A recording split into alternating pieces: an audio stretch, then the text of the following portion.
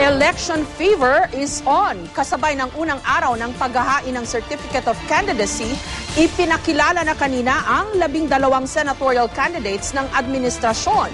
Kilalanin sila sa report ni Jam Sisante. Nagpirmahan ng mga partido na bubuo sa Administration Coalition na pinamumunuan ng majority party na Partido Liberal.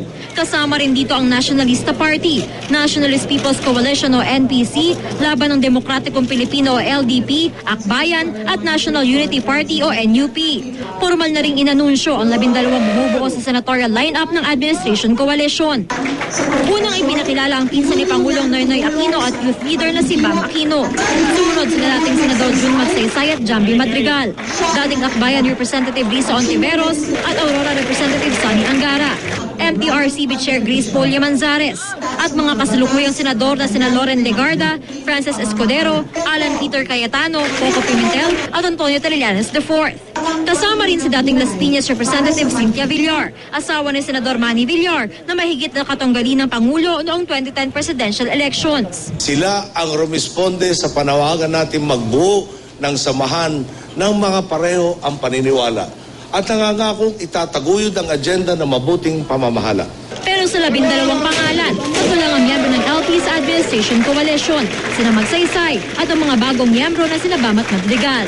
Wala sa listahan ng matagal ng LP members sa sina Quezon Representative Erin Tanyada at Customs Commissioner Rufy Biazon na parehong mababa ang rating sa survey. Pero paliwanag ni DOTC Secretary June Abaya, ang acting president ng LP, kailangan daw kasi magbigay daan ng LP sa ibang partido.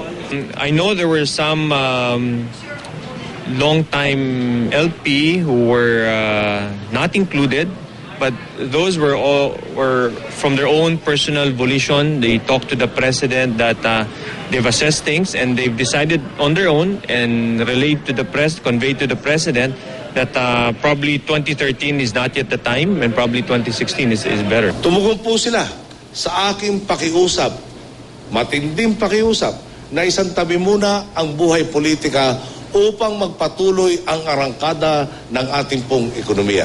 Dahil nga mula sa 6 na partido ang Administration Coalition, hindi na iwasang ang dating nagbabangayan magkakampi ngayon. Tulad ni na Madrigal at Villar na naging mainit dahil sa C5 controversy noong 2009. Si Cayetano naman na isa sa kritiko ni dating Pangulong Gloria Arroyo, kasama ang mga kakampi nito sa NUP. Isa lang ang pakiusap ng LP sa kanilang senatorial slate, partikular kana Legarda, Escudero at Polya Manzares.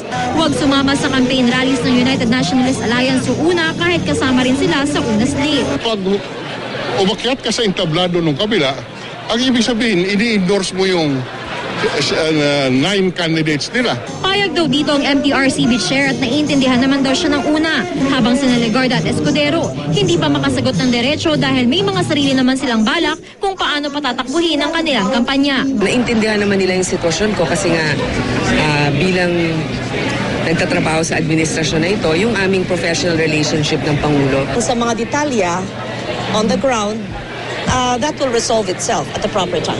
Naglulunsad ako ng isang luntiang kampanya. Hindi maiingay na rally. Hindi pa namin napag-uusapan yan, pero wala namang problema yan, gaya na nasabi ko, dahil tulad ng 2007, naniniwala ako sa makabagong paraan ng pangangampanya. Nag-leave na bilang LP President si DILG Secretary Mar Rojas, pero dumalo pa rin ito sa pagtitipon kanina. Jam Sisante, GMA News.